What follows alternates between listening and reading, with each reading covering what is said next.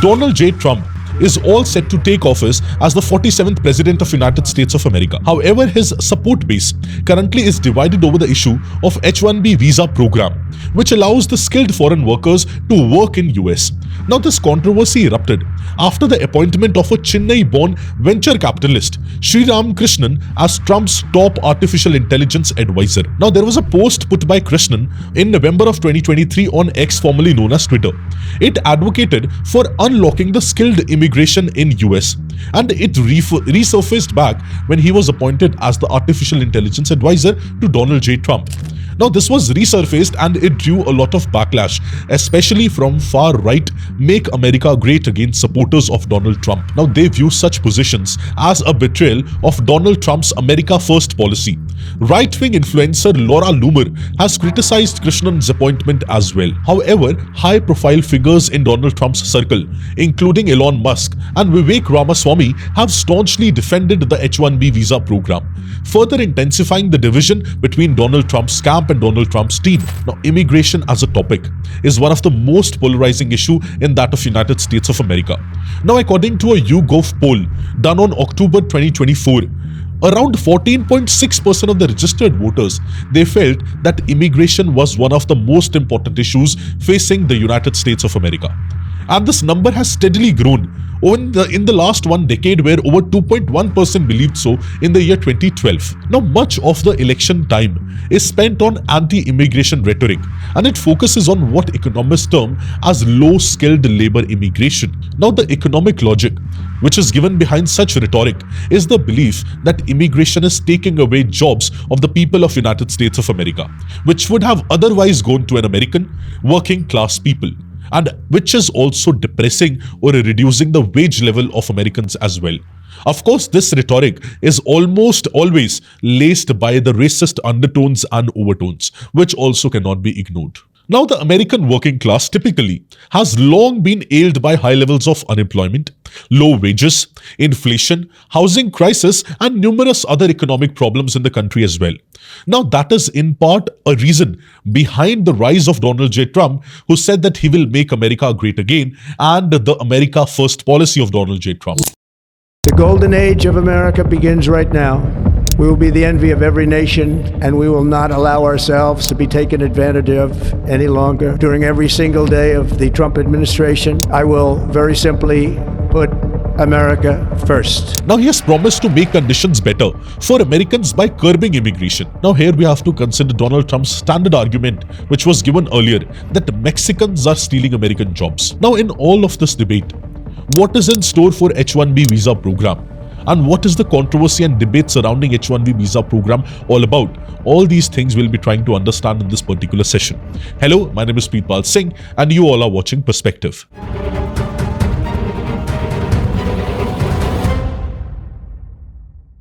We're going to stop the invasion of our borders. We're going to reclaim our wealth. We're going to unlock the liquid gold that's right under our feet. Liquid gold. We'll begin the largest deportation operation in American history. You heard US President Donald Trump. Ahead of his swearing-in ceremony on Monday, Trump addressed a large crowd at a MAGA rally in Washington. MAGA is the acronym of the slogan, Make America Great Again. I also like very competent people coming into our country, even if that involves them training and helping other people. And I'm not just talking about engineers, I'm talking about people at all levels. We want competent people coming into our country. Now, H-1B visa is a visa for a foreign worker. So it's a foreign worker visa in the United States of America that allows a US employer or a US company to hire a foreign worker, that is a non-US worker, in so-called specialty occupations. Now, the regulation and implementation of this visa program, it is carried out by United States Citizenship and Immigration Services, which is under United States Department of Homeland Security. Now, the eligibility for getting this H-1B visa is that the person must be having a bachelor's degree or higher in a specific special field. Also, the person would also be having a job offer for a specialty occupation, and also employer sponsorship is required for a person to get H-1B visa. Now, the duration of the visa is initially up to 3 years, and it can also be extended to 6 years, and further extensions are also possible under certain conditions. That is, for example, when there is green card application which is pending. Now, the number of H-1B visa which can be issued every fiscal year, they have been capped at around 65,000, with an additional 20,000 visas available for individuals who have earned their master's degree in United States of America or in US institution. Now, in this case, sponsorship is also required by an employer for the applicant. Now, let's talk about the year 2019. In 2019, US Citizenship and Immigration Services estimated that there were over 583,000 plus foreign nationals on H-1B visa program in United States. And between 1991 to 2022, that is from 1991 to 2022, the number of H-1B visa which has been issued has quadrupled. And approximately 265,000 H-1B visa, they were approved alone in the year 2022. And it is the second largest category of visa in terms of total number of foreign workers after the 310,000 plus H-2A visas issued to a temporary seasonal agriculture workers in United States. Now, this H-1B visa, why are we discussing about this? Because this H-1B visa is particularly hit amongst the Indians. Now, the data from the US government shows that almost a majority of the H-1B visa are issued to Indian nationals. So Indians make up the significant majority of the H-1B visa holders. And in the fiscal year 2023, Indians accounted for approximately 72.3%.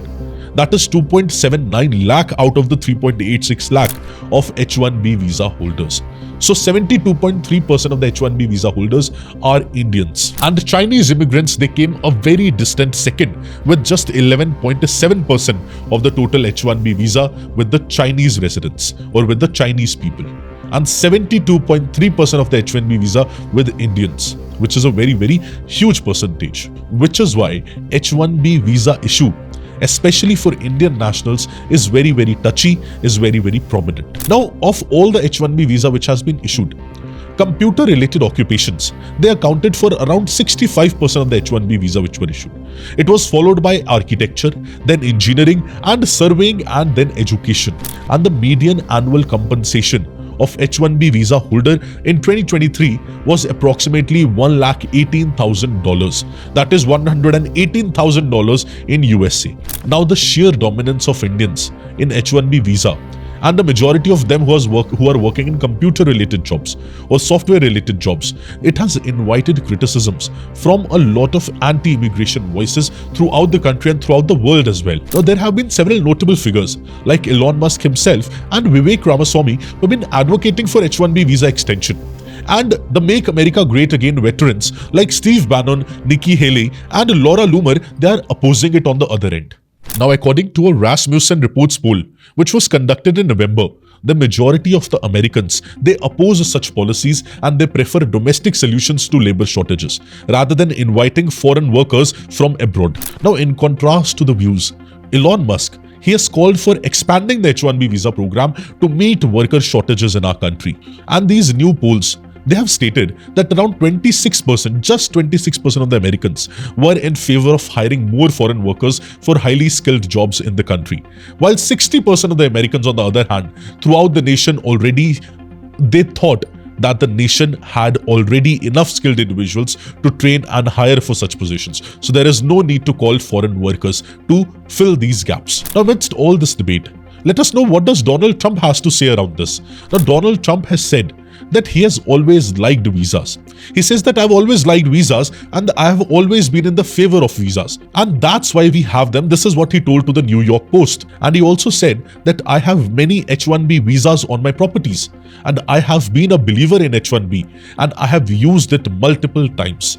And it's a great program. This is what the President-elect Donald J. Trump has to say about H-1B visa. I like both sides of the argument, but I also like very competent people coming into our our country, even if that involves them training and helping other people that may not have the qualifications they do.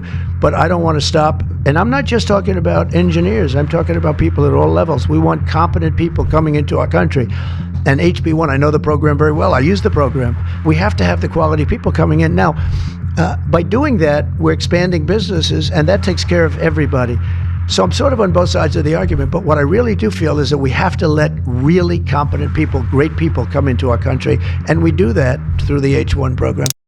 Now let us give a closer look to the criticisms put forward by people who are opposing this kind of program, H-1B visa program, which is inviting skilled labor from the outside world, from the other countries into United States of America. See, the critics of H-1B program says that it is government labor subsidy for the corporations. Now there is Paul Donnelly. In 2002 article in the Computer World, he cited Milton Friedman as stating that H-1B program acts as a subsidy for the corporations. Now there is one professor, Professor Matloff. He describes 4 types of labor savings for corporations and employers in relation to this H-1B visa program. Now the type 1 labor saving is the case where the employers pay H-1Bs less than the similarly qualified American workers. In that case, the corporations, they save their money. Now there is type 2 labor saving, in which employers, they hire younger H-1Bs in lieu of the older and more expensive American workers. That is the type 2 saving done by the corporation. And there is type 3 labor saving as well, where employers, they force H-1Bs workers to work for longer hours and at lower wages. That is the third saving. And the fourth type of the saving, that is type 4 saving or the labor saving, is when the oversaturation of H-1B visas or workers, it suppresses the wages in the overall labor market, which is again a saving for the corporations, because those people at H-1B, they are ready to work at lower wages than the counterparts, the American counterparts of them. So this research shows that H-1B visa is nothing but a cost-saving tool for the corporations in United States of America. It saves their labor funds. It saves their labor expenses. And also those who are proponent of H-1B visa, they say that in US there is labor shortage. But there have been several research which proves the contrary. Now, academic researchers have found that there is no labor shortage in the STEM programs in the country, undercutting the primary reason given for H-1B visa altogether. In 2022, Harvard University public professor Ron Hira, he found that there is no shortage in STEM due to significant wages in IT and a 7% decline in the real wages for engineer. And in the past, he has also called the IT talent shortage in the country as just imaginary. That is a front for the companies to keep on hiring cheaper workers from abroad, from the foreign countries. That is just a reason given by the companies that there is shortage. In actuality, there is no shortage, according to the Harvard University professor. Also, there have been several researchers from the Rutgers University which have suggested that US has just been employing only 30 to 50% of its newly degreed, able and willing STEM workforce or workers who are able to work in the STEM fields, that is science, technology, engineering and mathematics field. Now this situation where many organizations, they give a viewpoint that there is labor shortage, there is skilled labor shortage, this has been called as a crisis, and this situation has been reported by several journals including Wall Street Journal, Business Week and Washington Post as well. And similar thing happened in the year 2007 as well, when Microsoft chairman Bill Gates, he testified in the year 2007 in Congress on behalf of the expanded visa program on the Capitol Hill. He was warning of the dangers to the US economy if the employers can't import skilled workers to fill the jobs in the market, in the US market. This is what Bill Gates have testified in the US Congress. But those who criticize H-1B visa program, they have a reason to say that the researchers, they show that there is no shortage at all for the STEM courses, for the STEM students and STEM professionals in the country in US. There is no shortage, or this is just an excuse given by the companies to keep on hiring cheaper labor force from abroad. That is first set of criticism. Another set of criticism is in relation to wage. Now, many people or many critics, they argue that H-1B visa program and foreign workers, they coming to US to work, it creates wage depression as a result of the increased supply of discounted guest workers in a chronic market. Because of this, the wage gets depressed and the overall wage rate gets reduced in the market, because those people who are coming from abroad, or they are even willing to work for less than the American counterparts. Which is why many critics have contended that the H-1B visa holders, they constitute a modern day firm or a high-tech indentured servant. Now the guest workers on H-1B visa, in the IT sector, they have very limited employer mobility compared to the US workers. US workers are having wide employer mobility. They can move from one employer to the other. But those under H-1B visa, their employer mobility is very less. Now, keeping the critical points aside, let us see those who are the proponents of H-1B visa, what do they have to say about why do they support H-1B visa. Now the proponents, they highlight several impressive statistics in their favor. Indian American population is 1.5% of the US population, but it is paying 6% of the US taxes. Also, 44% of the billion-dollar startup founders are foreign born in US. They are not born in US. And Indian CEOs, they lead major companies in US, especially your Alphabet, your Google, Microsoft, Adobe, and different other companies as well. Also, one more interesting fact is that Indian entrepreneurs, they own roughly 50% of the economy hotels in United States. And Indian Americans, they hold the highest median household income at 1,45,000, that is 145,000 US dollars amongst the different other ethnic groups in US. Also, the median H-1B visa salary is 123,000 crores, that is 123,000 crores, which is far higher than the median American wage rate. And this counters the cheap labor argument which is put forward by different critics. Also, America's shortage of tech graduates, which is just 160,000 per year, only 64,000 of them being white, it supports the need for the foreign talent. That foreign talent is required by the US. Now, with the 5 Nobel laureates of Indian origin and about 10% of the US physicians being Indian, advocates argue that this demonstrates the program's ability to attract exceptional talent across different fields into the United States of America. And all these people who are at different facets, different paths and different fields, they're contributing towards America's success and America's ambition and America's growth story. Now, while we saw earlier that Donald Trump, he has voiced his support for immigration visas for high-skilled jobs while he was speaking to the New York Post following the controversy. However, in his first term, Donald Trump had moved to restrict the access to the H-1B visas. So that was completely opposite than what he is saying currently. In 2016, Trump said that H-1B visa program was very bad for the workers and called to end it as well. And his administration, it brought different memos to increase the H-1B visa denials and also time-consuming requests for evidences. Further, it also tried to make it more difficult for individuals to qualify for an H-1B visa petition by narrowing which jobs and educational degrees were eligible under the definition of specialty occupation, which we saw in the introduction. Now, even as these rules were blocked by the procedural grounds, data suggests that the denial rates went up from 6% in the financial year 2016 to 24% in the financial year 2018. And again, it came down to 4% in the year 2021 when Biden came into power. Now, this U-turn of Donald J. Trump might just be an acknowledgement of the engineering talent shortage in the United States of America, which was highlighted by Elon Musk earlier and other technologists who are in the Trump's side. Now, the supporters of US President-elect Donald Trump, they're also opposing H-1B visa program. Alongside, they're also proposing the OPT program as well, that is optional practical training program also. That is the supporters of Make America Great Again. Now, this optional practical training program, OPT program, it is considered as a gateway for international students who are seeking the H-1B visa program or H-1B visa.